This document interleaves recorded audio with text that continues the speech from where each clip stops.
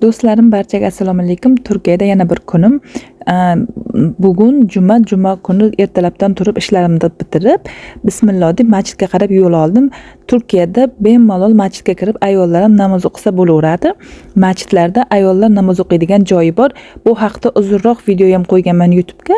Bemalol ko'rishingiz mumkin. Buni qisqa qilib qo'ydim bu videomda.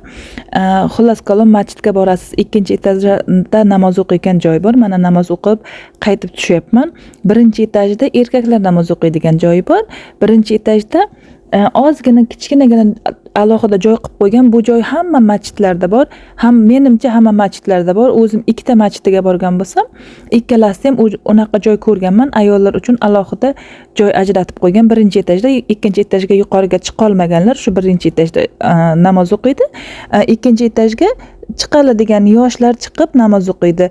Yuzi nurli, xushmuomala, yaxshi ayollar, kamtargina ayollar, Allohni tanigan ayollar boradi. Albatta boring. Allohim nima desam ekan, Allohimni uyi deb qo'yadi-ku, bilmadim, men borsam yengil bo'laman, ruhim yengillashadi.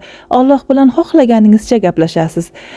Hammamiz Allohim iymonimizni ziyoda qilsin. Turkiyada yurganlar, o'zga davlatda, chet davlatda ishlab yurgan qizlarimizga hammasiga Allohim kuch-quvvat bersin. Juma ayyomlaringiz muborak bo'lsin. Agar videolarim sizga yoqayotgan bo'lsa, albatta obuna bo'lib qo'ying. Keyingi videolarimda ko'rishguncha Allohimga omonatsiz.